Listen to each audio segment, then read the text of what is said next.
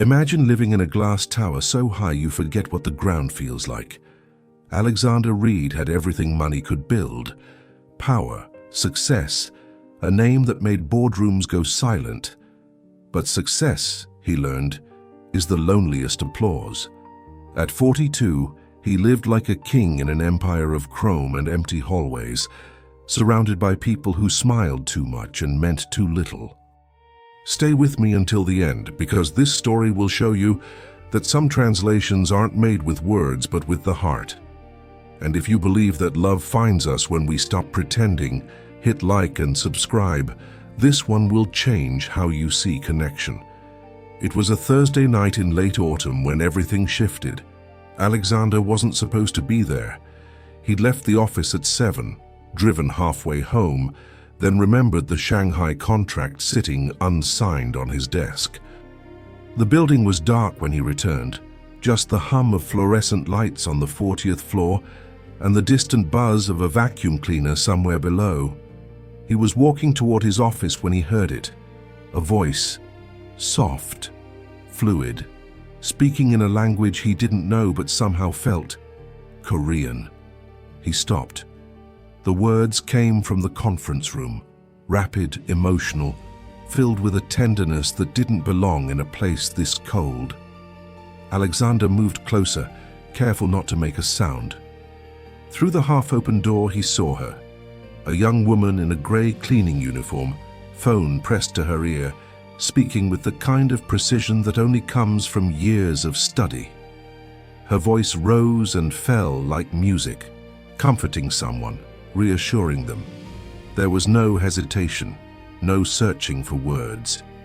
She was fluent. Alexander stood frozen in the hallway, a strange curiosity tightening in his chest. Cleaning staff didn't speak like that, not with that kind of education in their voice. She ended the call, exhaled slowly, and wiped her eyes before picking up the trash bag. He stepped back into the shadows and left without a word. But he couldn't stop thinking about her. The next morning, Alexander did something he never did. He asked questions, discreetly, carefully. Her name was Hannah Park, 28 years old, daughter of Korean immigrants, master's degree in translation and linguistics from a state university. She'd been working the night shift for elite cleaning services for 8 months. Why? He asked his assistant, though he already suspected the answer. Medical bills, sir. Her father needs surgery. She's been saving. Alexander said nothing. He returned to his office and stared out at the city, the same view he'd seen for a decade, suddenly feeling different. That week, his world began to crack. The Seoul negotiation, a $200 million partnership with a South Korean tech conglomerate, was collapsing. 3 translators had failed to bridge the cultural gap. Words were being exchanged, but nothing was being understood. The deal was set to die in 48 hours. Alexander sat in the war room, surrounded by lawyers and analysts, all of them speaking at once, none of them listening. And then he thought of her, the woman who translated emotions, not just sentences. It was reckless, unprecedented. But Alexander Reed didn't build an empire by playing it safe. He found her that night, 2 floors below his office, emptying trash bins in the dim glow of desk lamps. Miss Park, she turned, startled. Her eyes widened slightly when she recognized him, not with awe but with caution, like someone who'd learned not to trust powerful men. Yes, Mr. Reed? Her voice was calm, guarded. He hesitated, something he rarely did. I need a translator, someone who understands more than words. She didn't answer immediately, just studied him as if trying to decide whether this was opportunity or trap. I have a degree, she said quietly, but I'm not licensed for corporate work. I don't need a license. I need someone who can make them feel understood. Silence stretched between them. Why me? Because I heard you, he said. And you weren't just speaking. You were connecting. Something flickered in her expression. Surprise, maybe. Or fear. When? She asked. Tomorrow, 8 a.m. Wear something professional. I'll handle the rest. He turned to leave, then paused. One more thing. This isn't charity. You'll be paid what you're worth. Hannah didn't respond, but as he walked away, he felt her gaze on his back. Sharp, questioning, alive. The next morning, Alexander stood outside the conference room, watching through the glass as Hannah entered. She wore a simple navy dress, hair pulled back, no jewelry. She looked different, not because of the clothes, but because she carried herself like someone stepping back into a life she'd been forced to leave behind. The Koreans arrived 10 minutes later, 3 executives, formal and skeptical. Alexander made the introductions. Hannah bowed slightly, greeted them in flawless Korean, and within seconds, the air in the room changed. She didn't just translate, she read the room. When the lead executive expressed concern about American business practices, Hannah didn't repeat his words verbatim. She softened them, reframed them, turned suspicion into curiosity. When Alexander proposed aggressive timelines, she translated not just his confidence, but his respect for their process. She built a bridge between 2 worlds, 1 sentence at a time. By noon, the deal was alive again. By 4, it was signed. Alexander watched her the entire time, not her appearance, but the way her mind worked, the way she listened before she spoke, the way she made people feel seen. When the Koreans left, Hannah stood by the window, exhausted, staring out at the city below. Alexander approached slowly. You saved that deal. She turned, her expression unreadable. I just did what you asked. No, he said quietly. You did more than that. For a moment, neither of them moved. Then Hannah picked up her bag. Thank you for the opportunity, Mr. Reed. I hope it helps my father. She walked toward the door. Wait, she stopped but didn't turn around. What if I told you I need you again? For another negotiation? For all of them? Now she faced him, and for the first time he saw something fragile beneath her composure, hope, tangled with fear. I'm not a consultant, Mr. Reed. I'm a cleaner who got lucky. You're a translator who got overlooked. Silence. I can't afford to believe this is real, she whispered, and Alexander, for the first time in years, realized he couldn't afford not to. Would she stay? Or would fear send her back into the shadows where she felt safe? The offer sat between them like something fragile and dangerous. Hannah didn't answer that day. She thanked him with a small, careful nod and left the building through the service entrance, the same way she'd entered for 8 months. Alexander watched her go from his office window, 40 floors above the street, and felt something he hadn't felt in over a decade. Uncertainty. He didn't know if she'd come back. But 3 days later, she did. Not through the front door with the executives and the morning crowd. She arrived at dawn before the building woke up and stood in the lobby holding a worn leather folder. The security guard called up, confused. Sir, there's a Miss Park here. Says you're expecting her. Alexander was already in the elevator. When the doors opened, she was standing by the glass wall, backlit by the rising sun. She looked smaller in the daylight, not weaker, but more real, more human. I didn't think you'd come, he said. I didn't think I would either. She handed him the folder. Inside were certificates, references, her thesis on cross-cultural communication. Everything carefully organized, like someone preparing for a job interview she'd been denied too many times. Alexander barely glanced at it. I don't need this. I do. Her voice was steady. If I'm going to work for you, it won't be because you feel sorry for me. He met her eyes then, dark, fierce, carrying a pride that wealth couldn't touch. I don't feel sorry for you, Miss Park. I'm impressed by you. There's a difference. Something softened in her expression just slightly. Then we have terms. Alexander almost smiled. Almost. Go ahead. I work on contract, 6 months. After that we reassess. I'm paid market rate for corporate translation. Not a favor, not charity. And when my father's surgery is covered, I decide if I stay. Agreed. She blinked, surprised. Just like that? Just like that.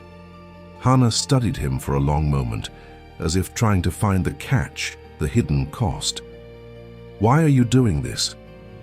Alexander considered lying. Considered saying something about business efficiency or strategic advantage. But standing there in the empty lobby with the city waking up around them, the truth felt simpler.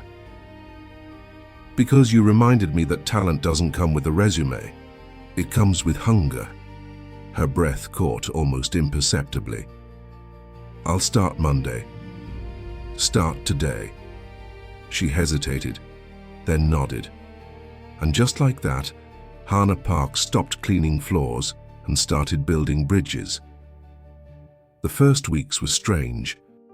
Alexander's team didn't know what to make of her. She wasn't an executive, wasn't an assistant, wasn't quite anything they could categorize. She attended meetings, sat quietly in the corner, and only spoke when language became a barrier. But when she spoke, rooms changed. There was a negotiation with a Japanese manufacturing firm. The discussion had stalled over a contract clause, something about liability and honor that the lawyers couldn't navigate. Hannah listened for 20 minutes, then leaned forward. She said 4 sentences in Japanese. The executive across the table went still, then smiled. Really smiled, for the first time in 2 hours. What did you say? Alexander asked later, after the deal was signed. I told him that you understood the weight of responsibility, that you don't see contracts as protection, but as promises. That's not what the clause says. No, but it's what he needed to hear. Alexander looked at her then, truly looked. Not at her clothes or her title or where she came from, at the mind behind those careful eyes, the instinct that turned words into trust. You're not just a translator. No, she said softly. I'm not. They started staying late. Not intentionally at first. A call from Singapore at 9 p.m. An email from Berlin at midnight. Hannah would appear in his office doorway, still in her work clothes, offering to help. And Alexander, who'd spent years working alone, started saying yes. One night after a grueling video conference with a German board, they sat in his office in exhausted silence. The city glittered below them like a circuit board, cold and infinite. Hannah stood by the window, arms wrapped around herself. You ever feel like you're translating your whole life? She said quietly. Like you're always explaining yourself, always caught between 2 worlds. Alexander set down his glass. Every day. She turned, surprised. You? Money is its own language, he said, and it makes people see you differently. They translate you into what they need you to be, investor, savior, target. After a while, you forget what you actually are. Hannah moved closer, just a step. What are you? The question hung in the air. I don't know anymore. She didn't look away, didn't offer empty reassurance. Then maybe it's time to stop translating, she said, and start speaking. Something shifted in that moment, something neither of them could name. Alexander cleared his throat, breaking the spell. Your father's surgery, When is it? 2 weeks. And after? Hannah smiled, but it didn't reach her eyes. After I figure out if I'm still useful to you. You're not useful, Miss Park. You're irreplaceable. The words came out heavier than he intended.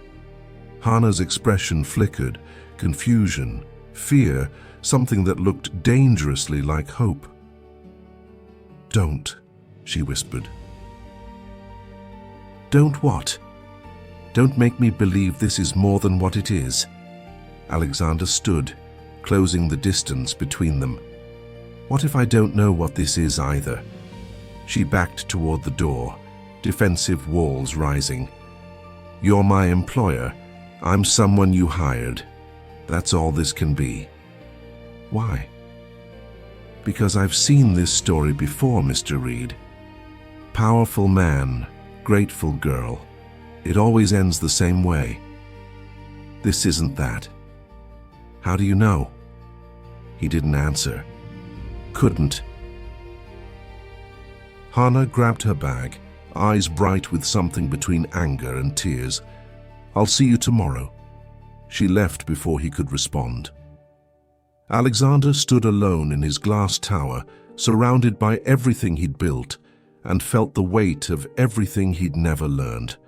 How to be vulnerable, how to be seen, how to stop hiding behind success and just be. Outside, the city pulsed with life he'd stopped noticing years ago. And somewhere in those streets, Hannah Park walked home, terrified of the one thing she wanted most, to believe that someone saw her, not for what she could do, but for who she was. The surgery happened on a Wednesday morning in November. Alexander didn't ask permission. He simply cleared his schedule, found out which hospital, and showed up in the waiting room at 6 a.m. with coffee he didn't drink and a newspaper he didn't read. Hannah arrived 20 minutes later with her mother, a small woman with silver hair and Hannah's same careful eyes. When Hannah saw him sitting there, she stopped mid-step. Her mother noticed first, glanced between them, then said something in Korean. Hannah shook her head, but her mother smiled, knowing, gentle, and touched her daughter's cheek before disappearing down the corridor toward the surgical wing. Hannah crossed the waiting room slowly, like someone approaching something that might vanish. She sat 2 chairs away. Neither spoke for a long time. The silence wasn't uncomfortable. It was the kind that exists between people who've said too much already and don't know how to say what comes next. Finally, Hannah's voice came, barely above a whisper. You didn't have to come. Alexander kept his eyes on the hallway. I know. Then why? He turned to face her, and the exhaustion in his expression matched hers. Because I wanted to. Something cracked in Hannah's composure. Her hands trembled slightly as she folded them in her lap, and Alexander saw what she'd been hiding for weeks, the weight of carrying everything alone, the fear that came with loving someone whose life depended on her being strong enough. Without thinking, he moved to the chair beside her. His hand hovered near hers on the armrest, not quite touching, but close enough that she could feel the warmth. She didn't pull away. They waited like that for 3 hours, 2 people surrounded by strangers, connected by something neither could name. When the surgeon finally emerged with good news, Hannah's breath released in a rush that was half laugh, half sob. Alexander stood with her as she met her mother, watched as they embraced and cried and spoke rapidly in Korean, words he didn't understand but felt completely. When Hannah finally turned back to him, her eyes were red but luminous. She didn't say thank you. She didn't need to. The look between them said everything words would have ruined. After that day, something changed, not dramatically, not like the movies, but in small, quiet ways that mattered more. Hannah started arriving earlier, staying later, Not because Alexander asked, but because the office had become something other than a workplace. It had become a space where she could think, create, be valued for the mind she'd spent years trying to prove she had. Alexander found himself seeking her input on matters that had nothing to do with translation, marketing strategies, hiring decisions, the company's direction. One evening, reviewing a proposal for expanding into Southeast Asia, he handed her the entire file. "Tell me what you see." Hannah read in silence for 20 minutes, then looked up. "You're approaching it like a conquest, but these markets don't respond to force. They respond to respect." "Explain." She did. For an hour, she walked him through cultural nuances, communication styles, the difference between Western efficiency and Eastern relationship building. She spoke with the passion of someone who'd lived between worlds and understood both. Alexander listened the way he hadn't listened to anyone in years, not waiting for his turn to talk, but actually absorbing, learning, changing his mind. When she finished, he closed the folder. "Rewrite it. Your way." Hannah's eyes widened. "That's not my job." "Maybe it should be." She studied him carefully, searching for the angle, the catch. "Why do you keep doing this?" "Doing what?" "Seeing me." The vulnerability in that question, the raw, unguarded need to be recognized, hit Alexander like a physical thing. "Because you're the only person in this building who tells me the truth." Hannah's breath caught. For a moment, she looked like she might cry or run or both. Instead, she picked up the folder. "I'll have it ready by Monday." She left quickly, before the moment could become something they'd have to acknowledge. But Alexander sat in his office, long after she'd gone, staring at the space she'd occupied, feeling something dangerous taking root in his chest. The weeks blurred together. Hannah rewrote the proposal. It was brilliant. The board approved it unanimously, and 3 executives asked where Alexander had found such an insightful consultant. He didn't tell them she'd been cleaning their offices 6 months ago. He also didn't tell them that she was becoming the person he thought about first in the morning and last at night, that her opinion had become the one that mattered most, that somewhere along the way, needing her professionally had become wanting her personally, and he had no idea what to do about it. Because Hannah was right, the power imbalance was real, the history was complicated. And despite everything changing between them, the world would only see one story. Wealthy man, struggling woman, predictable ending. Unless he could prove it was something else entirely. One Friday evening, after everyone had left, Alexander found Hannah in the conference room, surrounded by papers. She was working on the sole follow-up project, completely absorbed. He stood in the doorway, watching. She had a habit of tucking her hair behind her ear when she concentrated, of mouthing words silently as she wrote, of biting her lower lip when something didn't quite fit. He'd memorized all of it without meaning to. She looked up suddenly, catching him staring.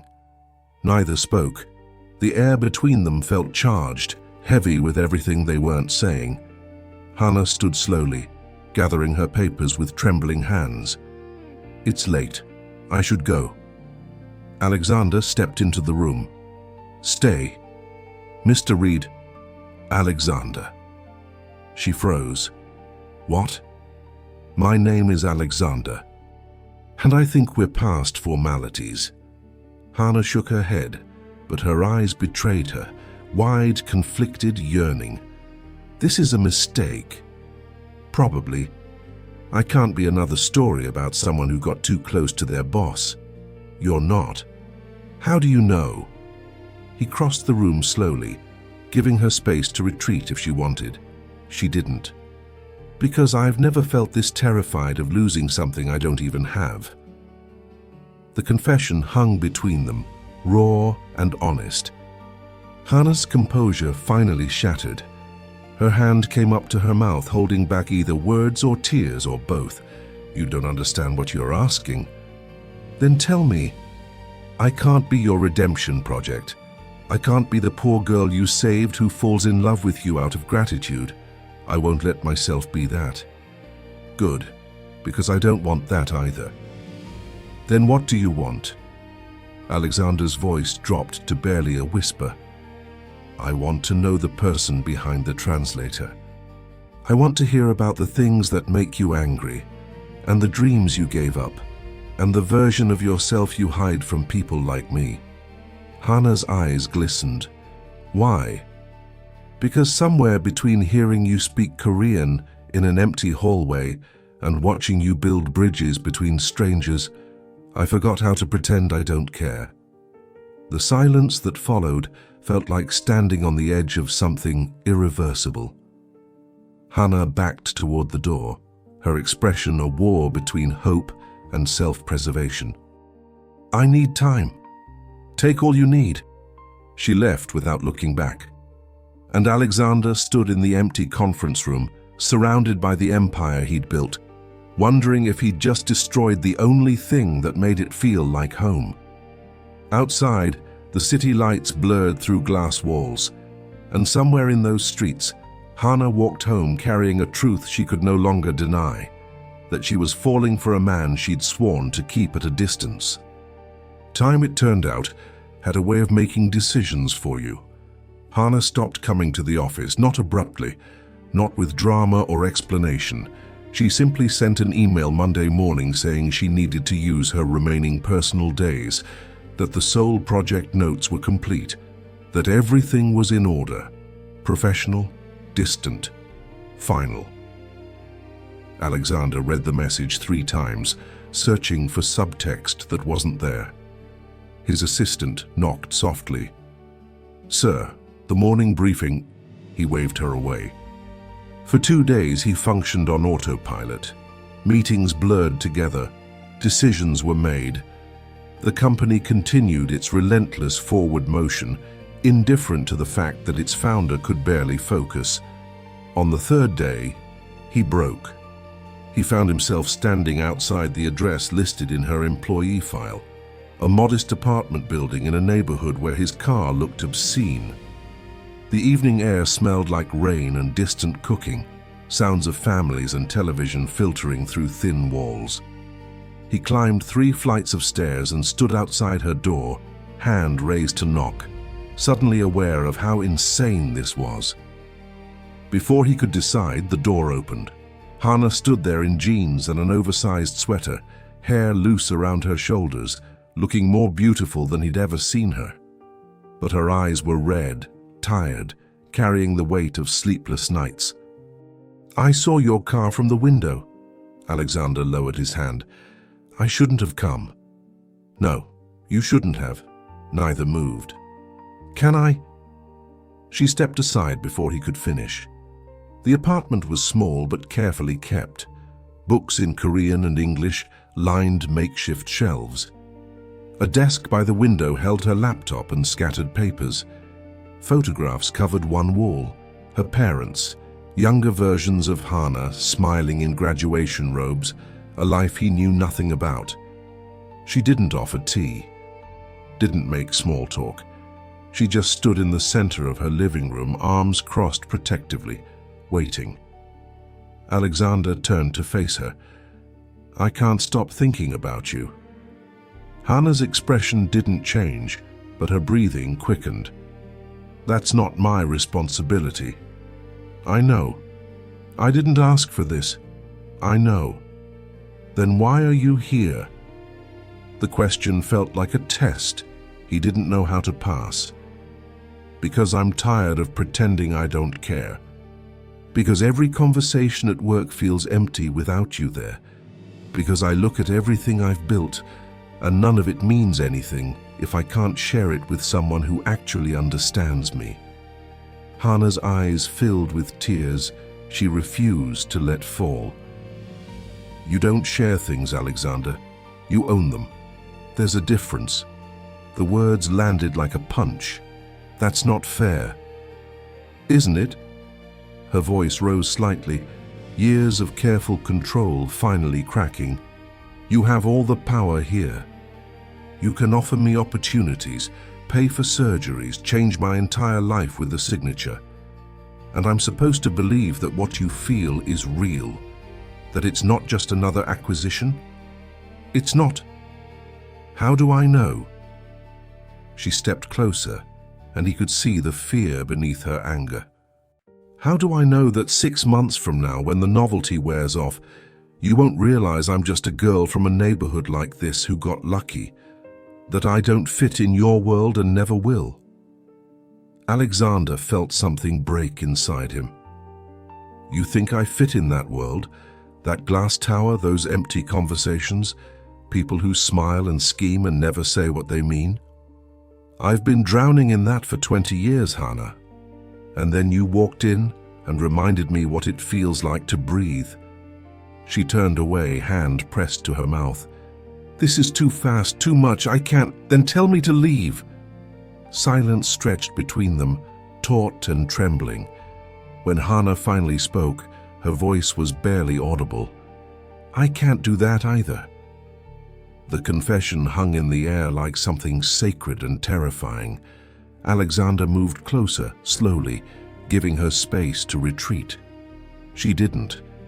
When he was close enough to see the gold flecks in her dark eyes, close enough to feel her breath, he stopped. I'm not asking you to trust me completely. I'm asking you to let me prove that this is real. Hannah looked up at him, tears finally spilling over. And if you can't, if it falls apart and I lose everything I've worked for, then I'll be the one who lost more. She searched his face, looking for lies, for cracks in the foundation. Instead, she found something that looked dangerously like truth. Her hand rose slowly, trembling, and touched his chest, just above his heart, feeling it race beneath expensive fabric. I'm scared. So am I. The admission seemed to surprise them both. For a moment, they stood suspended in that small apartment, the distance between them both infinite and non-existent, teetering on the edge of something that would change everything. Then Hannah's phone rang. The sound shattered the moment like glass. She pulled back, wiping her eyes quickly, checking the screen. Her expression changed, concern replacing vulnerability. It's the hospital, she answered in Korean, her voice shifting into the careful, controlled tone she used for crises. Alexander watched her face pale, watched her grip the phone tighter. When she hung up, she was already moving, grabbing her jacket and keys. My father. There's been a complication. I'll drive you. Alexander, I'm not asking. Something in his tone stopped her protest. They drove in silence through city streets turning slick with rain. Hannah sat rigid in the passenger seat, hands clenched in her lap, breathing carefully like someone trying not to fall apart. Alexander wanted to reach for her hand, wanted to promise everything would be okay, but he'd learned enough to know that empty promises were worse than silence. At the hospital, Hannah disappeared through automatic doors without looking back. Alexander parked and followed, finding her in the waiting room with her mother, speaking rapidly in Korean, trying to understand what the doctors were saying. He watched from a distance, feeling helpless in a way money couldn't fix. Then he saw it. The moment Hannah's mother glanced toward him, said something that made Hannah shake her head sharply. Her mother insisted, gesturing, and Hannah finally relented. She crossed the waiting room slowly, exhaustion and fear etched in every line of her body. The doctor's English isn't good. They need someone to translate the options. I can't, her voice broke. I can't be objective about this. What do you need? Someone neutral. Someone who can help my mother understand without... She pressed her fingers to her temples. I'm too close. I can't translate my father's life. Alexander understood immediately. "I'll find someone. The best medical translator in the city. Give me 10 minutes. He made 4 calls, used every connection he had. 20 minutes later, a professional medical translator arrived. Someone Hannah could trust to be neutral, accurate, humane. Hannah's mother took the translator into the consultation room, and Hannah collapsed into a waiting room chair, finally allowing herself to break. Alexander sat beside her, close but not touching, as she cried silently into her hands. Not dramatic sobs, but the quiet, devastating kind that comes from carrying too much for too long. When her breathing finally steadied, she spoke without looking at him. "You didn't have to do this." "Yes, I did." "Why?" "Because you needed it, and because you're not alone anymore." Hannah turned to face him then, eyes swollen and red but luminous, with something that looked like wonder. "I don't know how to let people help me. Neither did I, until you showed me." She laughed, a broken, watery sound. "We're a disaster." "Probably." Her hand found his on the armrest, fingers threading through his tentatively, testing whether this was real or just crisis-induced illusion. Alexander held on like she was the only solid thing in a world, tilting sideways.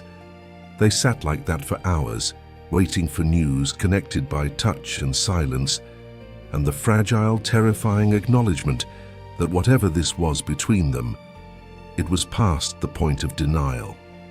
When the doctor finally emerged with cautious optimism, when Hannah's mother smiled through tears of relief, when the crisis passed and breathing became possible again, Hannah didn't let go of his hand.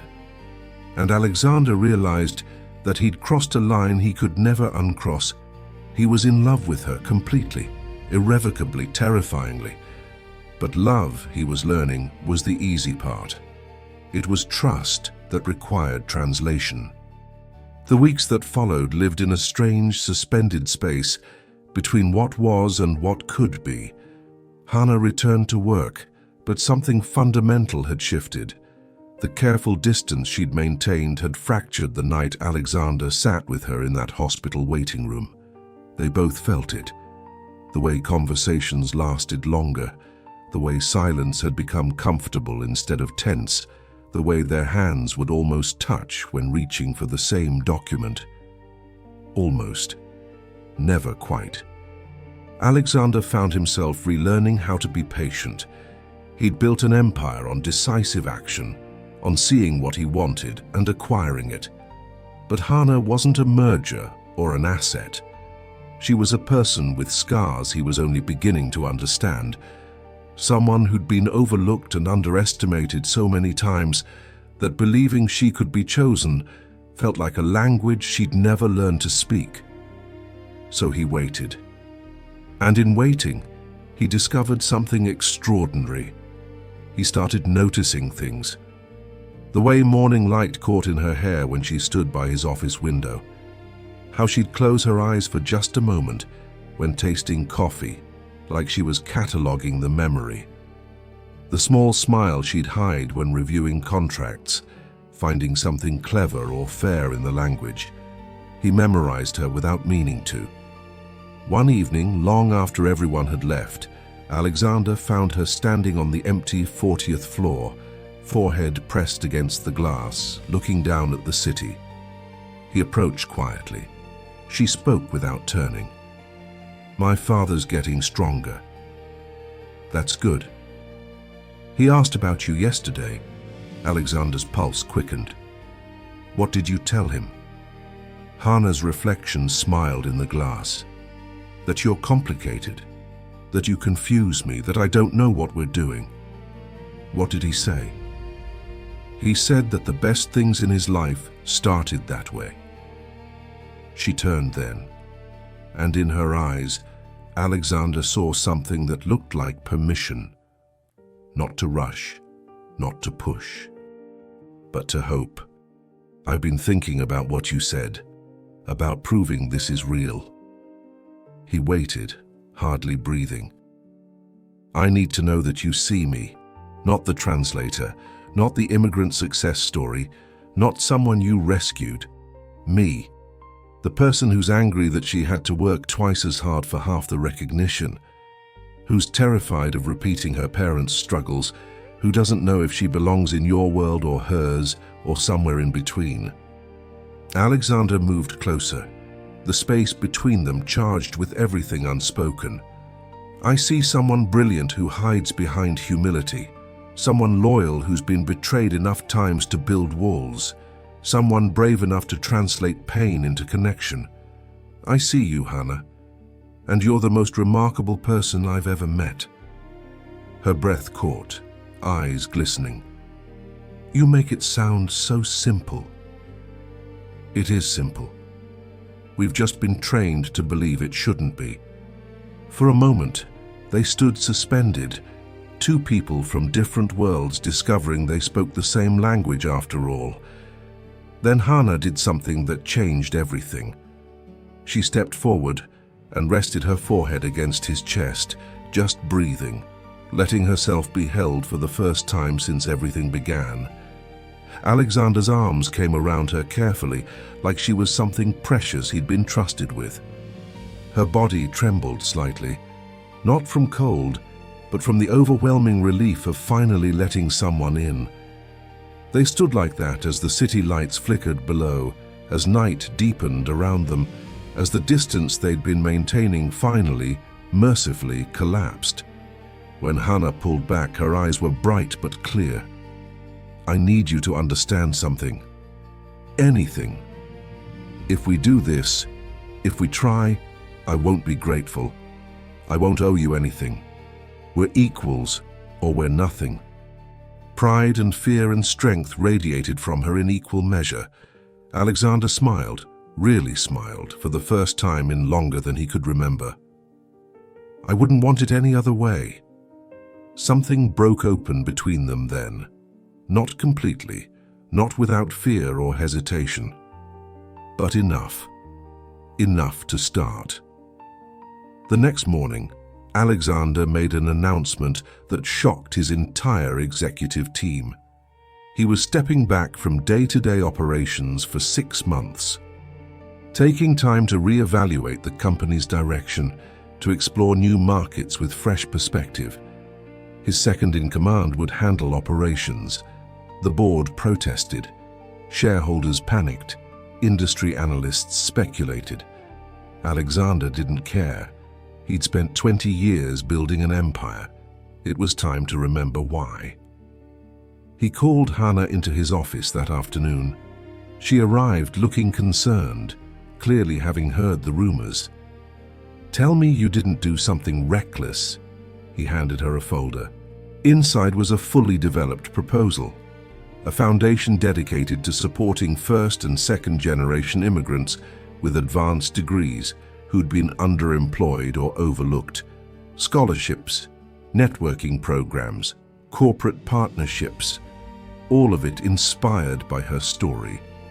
Hannah read in stunned silence, hands trembling slightly on the pages.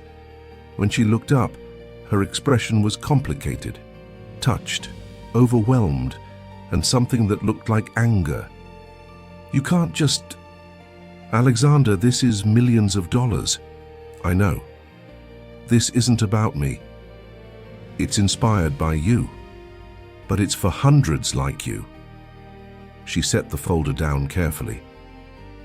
And you want me to what? Be the face of it. The success story. I want you to run it. The words landed between them like an explosion. Hannah stood abruptly, pacing to the window. You're doing it again. Doing what? Giving me things, opportunities, fixing my life. That's not... She whirled to face him, eyes blazing. How do I separate what I feel from what you provide? How do I know I love you and not the life you're offering? The confession, raw and unguarded, hung in the air. Alexander stood slowly, his own walls finally, completely crumbling. "You love me?" Hannah's hand came to her mouth, realizing what she'd said. "I didn't mean..." "Say it again." "Alexander, please." The vulnerability in his voice stopped her retreat. She met his eyes and he saw everything she'd been hiding, the fear and the hope and the desperate, terrifying truth. "I love you. And I hate that I can't tell if it's real, or if it's gratitude, or if it's just me wanting to believe someone like you could want someone like me." He crossed the room and kissed her, not tentatively, not carefully, but like someone who'd been holding back for months and finally couldn't anymore. Hannah froze for a heartbeat, then melted into him, hands gripping his shirt like she was afraid he'd disappear. The kiss was desperate and tender, and tasted like tears and truth, and everything they'd been too scared to say. When they finally broke apart, both breathing hard, Alexander pressed his forehead to hers. "It's real. God, Hannah, it's so real I can barely function. I'm in love with you, not because you needed help, not because you're brilliant or beautiful or any single thing. Because you're you. And you've woken up parts of me I thought died years ago." She was crying now, really crying. Years of holding everything together finally giving way. "I'm terrified." "Me too. What if we ruin everything? Then we'll ruin it together." She laughed through tears, and it was the most beautiful sound he'd ever heard. "This is insane. Completely. We're going to be a scandal. Probably. Your board will hate it. They'll survive." Hannah pulled back just enough to see his face clearly. "The foundation. I want full creative control. I want to hire the team, make the decisions, build it my way." "Done. And we keep our relationship separate. No special treatment, no appearance of favoritism." "Agreed. And if it doesn't work..." He kissed her again, softer this time. "It'll work. We'll make it work." She smiled against his lips, and for the first time since they'd met, she looked like someone who believed she deserved to be happy. Outside, the world continued its relentless motion. But inside that glass tower, two people who'd spent years translating everyone else's needs finally learned to speak their own truth. Spring arrived like a promise kept. The foundation launched quietly at first. No press releases, no grand announcements. Just a small office in a converted brownstone, far from the gleaming towers of Alexander's corporate empire. Hannah insisted on it. She wanted the space to feel accessible, human, like somewhere people could walk in without feeling judged for where they came from. Alexander watched from a careful distance as she built something extraordinary. She hired a team of 5, all immigrants, all overqualified for their previous jobs, all hungry for the chance to lift others the way they'd wished someone had lifted them. Within 3 months, they'd placed 47 candidates in corporate positions. Within 6, that number tripled. Hannah didn't just match resumes to openings. She translated potential into opportunity, helped companies see value they'd been trained to overlook. She was magnificent. And Alexander fell deeper in love with her every single day. They kept their relationship private as promised. No public displays, no announcements, but anyone paying attention could see the way Alexander's entire demeanor had shifted. Softer around the edges, more present, genuinely listening when people spoke instead of just waiting for his turn. The business press speculated. Had Alexander Reed gone soft? Was he losing his edge? He didn't care. For the first time in 20 years, he was learning what it meant to build something that mattered more than profit margins. One evening, he arrived at the foundation office just as Hannah was locking up. She looked exhausted but radiant, hair escaping from its clip, cardigan hanging off one shoulder. She smiled when she saw him. No words, just that smile that meant, "I'm glad you're here." They walked through the city together, no destination, just moving through streets coming alive with evening energy. Hannah slipped her hand into his naturally now, no longer afraid of being seen. "There's a woman," she said quietly, "who came in today. Doctorate in chemical engineering from Tehran, been driving for a rideshare company for 3 years. When I told her we had an interview lined up with a pharmaceutical firm, she cried." Alexander squeezed her hand. "You did that. We did that. None of this exists without you. It exists because of you. I just provided the resources. You're the one who turned them into hope." She stopped walking, turning to face him on the sidewalk, people flowing around them like water around stones. "Do you know what my father said last week?" "What?" "That I've translated my pain into purpose. That watching me build this has given him more pride than any degree or job title ever could." Her eyes shimmered with emotion. "And he asked when I was going to bring you to dinner." Alexander's heart stuttered. "He did? My mother, too. They want to meet the man who's been—" She paused, searching for words. "Who's been translating my heart back to me." The weight of that invitation settled over him. Not heavy, but significant. Meeting her parents meant crossing another threshold, one that couldn't be uncrossed. "I'd be honored." Hannah's smile was tremulous, beautiful. "They're traditional. My mother will cook too much. My father will ask about your intentions. It'll be awkward and wonderful and terrifying." "Perfect." She laughed, and the sound carried the lightness of someone who'd finally stopped waiting for catastrophe. The dinner happened on a Sunday evening in late May. Hannah's parents lived in a modest house with a garden her mother tended obsessively. The air smelled like jasmine and something savory cooking. Wind chimes sang from the porch. Alexander arrived with flowers and wine, nervous in a way he hadn't been since his first board presentation decades ago.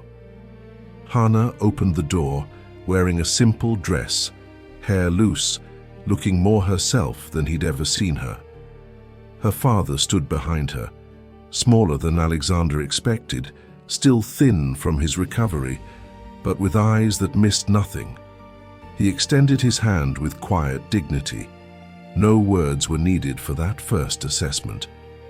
Two men who'd built their lives on careful observation, measuring each other. Then Mr. Park smiled slightly and stepped aside. The evening unfolded with gentle formality. Mrs. Park served course after course, her English hesitant but warm. Mr. Park asked questions about Alexander's work, his family, his intentions, with the careful precision of someone who'd spent a lifetime reading between lines. Alexander answered honestly, about his empty success before Hannah, about learning that wealth meant nothing without connection, about wanting to spend his life with someone who made him remember what mattered. At one point, Mr. Park spoke in Korean to Hannah. She blushed, shaking her head, but he insisted gently. She turned to Alexander, translating reluctantly. He says he was afraid I'd forgotten how to let people love me, that I'd become so good at being strong. I'd forgotten how to be soft." Her voice caught slightly.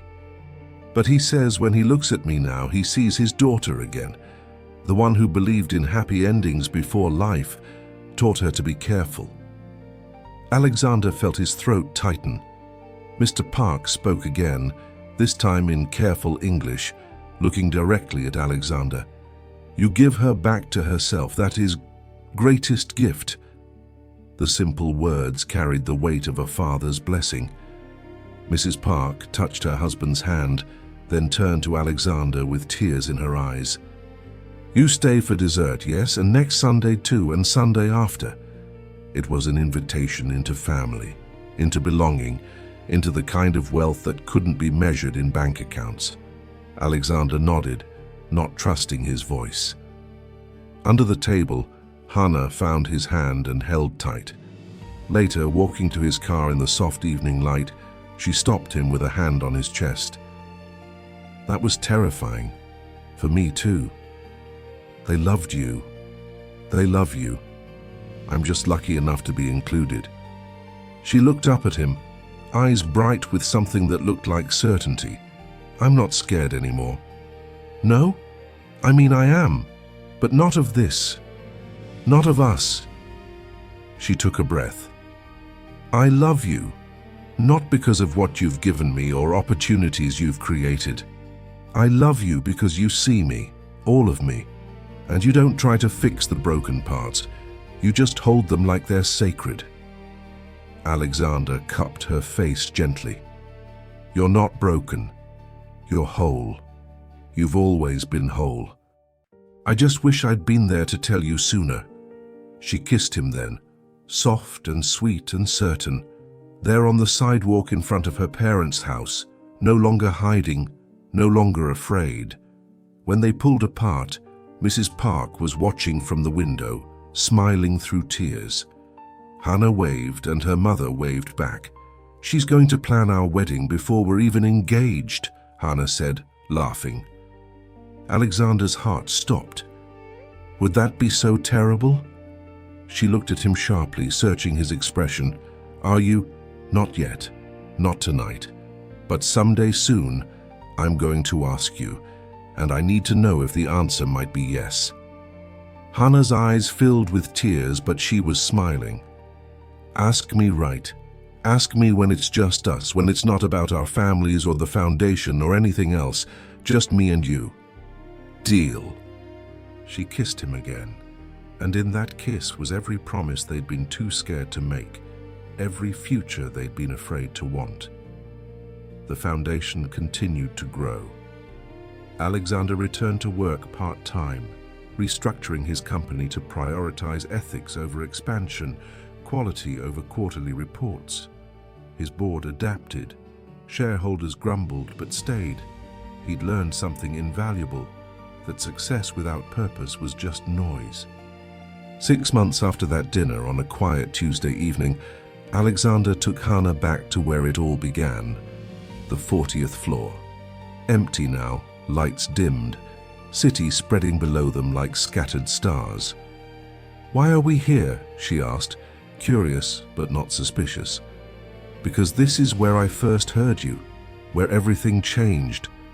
He turned to face her, and in the dim light, she could see his hands trembling slightly. "I've spent my whole life building things, companies, wealth, reputation. I thought that was what success meant. But you taught me that the most important thing I'll ever build is a life worth living. And I don't want to build it without you."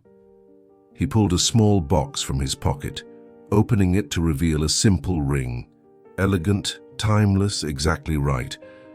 "Hannah Park, will you marry me? Not because I saved you or you saved me, but because we chose each other, every day, through fear and hope and everything in between." Hannah's hands came to her mouth, tears spilling freely now. "You're asking me in English?" He smiled. "Would you prefer Korean?" She laughed through tears. "No, English is perfect, because this..." She gestured between them. "This is our language, the one we created together." "So is that a yes?" She pulled him close, kissing him deeply, pouring every ounce of love and certainty and joy into that moment. When she finally pulled back, she was beaming. "Yes. Forever yes."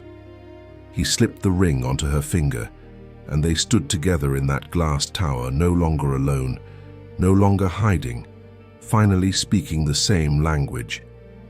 Below them, the city pulsed with infinite possibility, and above them, the future stretched out like an open conversation, ready to be translated into something beautiful. 2 years later, the auditorium hummed with quiet anticipation.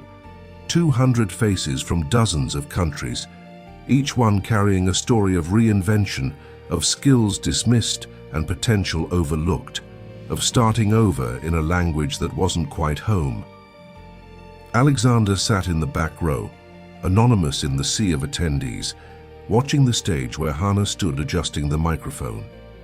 She wore a navy suit, hair pulled back professionally, but her hands trembled slightly the way they always did before she spoke publicly. She caught his eye across the distance and smiled. Small, private, meant only for him. He smiled back, heart full, in a way he'd stopped believing was possible. This was the Foundation's second annual conference. What had started as a modest program, now operated in 12 cities, had placed over 3,000 people in career-appropriate positions and had inspired 6 similar organizations across the country. But numbers didn't capture what mattered. What mattered was the woman on stage who'd transformed her pain into purpose, who'd taken her own experience of being invisible and used it to help others be seen. What mattered was that she'd done it her way. No shortcuts, no special treatment, building credibility through excellence rather than association. The moderator finished the introduction, and Hannah stepped forward. She began in English, her voice steady and warm, telling the story of standing in an empty office building late at night, speaking Korean to her sick father, unaware that someone was listening. "I didn't know that conversation would change my life," she said. "Not because someone overheard me, but because it reminded me that my identity wasn't something to hide, that speaking 2 languages, living between 2 cultures, wasn't a deficit. It was a gift." She paused, scanning the audience. "Many of you have felt invisible, like your degrees didn't matter because they came from the wrong country, like your accents marked you as less capable, like you had to choose between the person you were and the person this country expected you to be." Heads nodded throughout the room. "But here's what I learned. Translation isn't about erasing who you are, it's about building bridges without burning down your home." Her voice grew stronger, more passionate. "You don't have to choose. You get to be both. Brilliantly, completely both." Then she did something unexpected. She switched to Korean. Her voice transformed, more musical, more herself, as she spoke directly to the Korean speakers in the audience. Alexander didn't understand the words, but he understood the emotion, the pride, the reclamation of identity.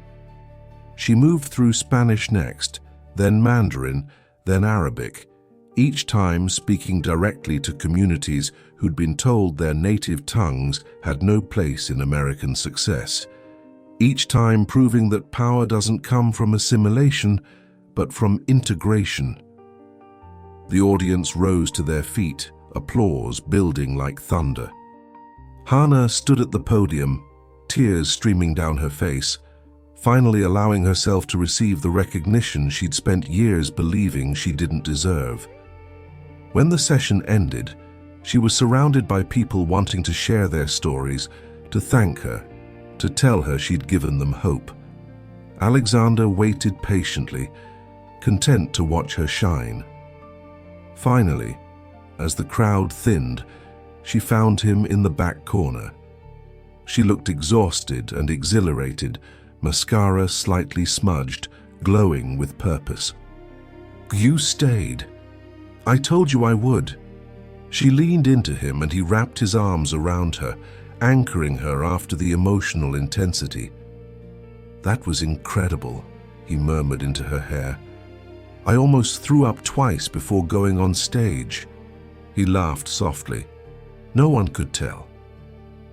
They stood like that for a long moment, the auditorium emptying around them, creating a pocket of stillness in the chaos. "Your father would have been so proud," Alexander said quietly.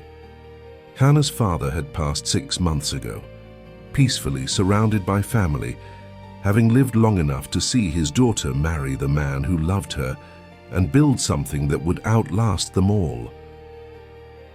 Hannah nodded against his chest, grief and gratitude mixing together the way they always did when she thought of him.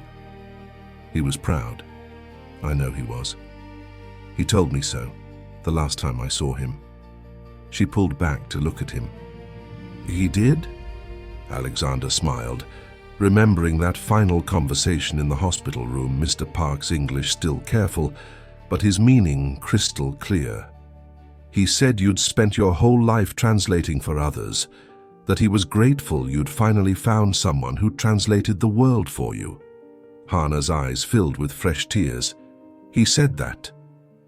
He made me promise to keep doing it, every day, even when it's hard. And have you? Alexander cupped her face gently, thumbs wiping away tears. Every single day. She kissed him softly, gratefully, carrying the weight of 2 years of marriage that had been everything they'd hoped and harder than they'd expected. Because real love wasn't the fairy tale.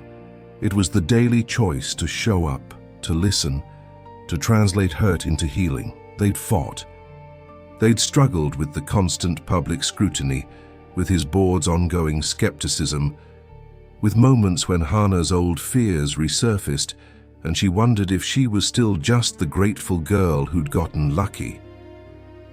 But they'd learned something invaluable. Love wasn't about perfect understanding. It was about commitment to keep trying, to keep translating, to keep building bridges, even when the gap felt too wide. "Come on," Hannah said, linking her arm through his. "My mother's making dinner. She'll kill us if we're late." They walked out into the late afternoon sunshine, past murals painted by foundation participants, past photos of success stories lining the walls, past the visible proof that second chances were real when someone bothered to look past the surface. Alexander's phone buzzed, a message from his COO about quarterly earnings exceeding projections, another from a board member praising the company's new inclusive hiring initiative. He put the phone away without responding. Those things mattered, but they didn't matter most. What mattered was the woman beside him, animated now as she told him about a candidate she'd met who had a PhD in astrophysics and had been working in a warehouse for 5 years. What mattered was the light in her eyes when she talked about potential, about possibility, about the kind of wealth that came from lifting others up. What mattered was that he'd learned, finally completely, that the richest life wasn't measured in what you owned, but in what you gave away. At Hannah's childhood home, her mother had indeed cooked too much. The table overflowed with food and laughter and family. Alexander's sister had driven up from Baltimore. Hannah's cousins brought their children. The house filled with noise and warmth, and the beautiful chaos of people who loved each other. After dinner, as the evening light turned golden, Hannah and Alexander stood in the garden where her mother's jasmine bloomed wild and fragrant. "Do you ever think about that night?" Hannah asked softly. "When you heard me speaking Korean?" "Every day." "What would have happened if you'd just kept walking?" Alexander considered this, then shook his head. "I don't think I could have. Something about your voice stopped me. Like some part of me knew I was about to hear the most important sound of my life." Hannah laughed, but her eyes were serious. "I was telling my father I was tired, that I didn't know how much longer I could keep going." Alexander went still. "I didn't know that. I was ready to give up on everything, my dreams, my education, the idea that any of it mattered." She turned to face him. "And then you appeared. Not to save me. I don't believe in that anymore. But to remind me that I was worth saving myself."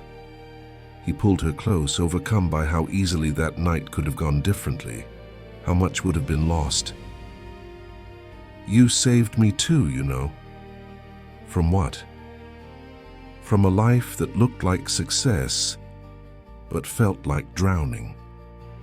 They stood wrapped in each other as fireflies began to emerge from the garden, as laughter drifted from the house, as the evening painted everything in shades of gold and hope. Inside, Alexander could hear Hannah's mother showing his sister old photos, could hear children playing, could hear the sound of family being built one moment at a time. This was what wealth really meant. Not the tower, not the company, not the numbers in a bank account. This connection, purpose, love that transformed instead of possessed. I'm thinking, Hannah said thoughtfully, that we should start a scholarship program specifically for children of immigrants, elementary through high school. Catch them before they start doubting themselves. Alexander smiled. Tell me more. And she did. There in the garden, as night fell softly around them, she outlined a vision for expanding the foundation's reach, for building systems that didn't just help people recover from being overlooked, but prevented them from being invisible in the first place.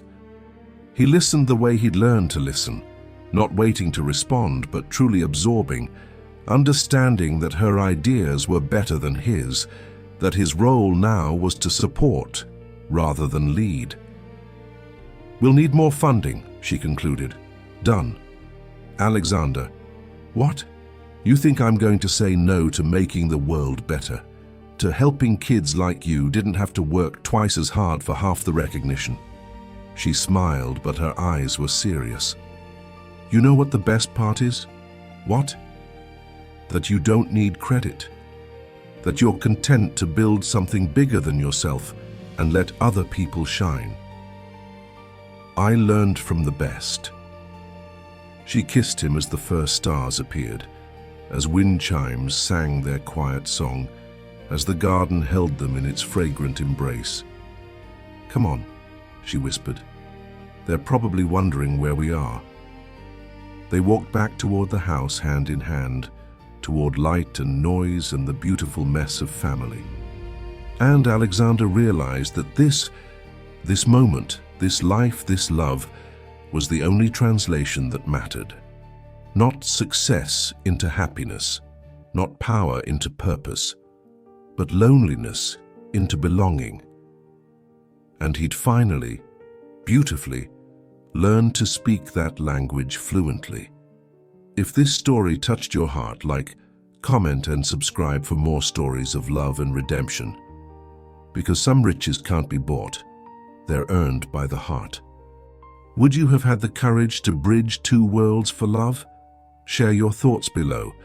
Some languages aren't learned with the mind, but with the heart.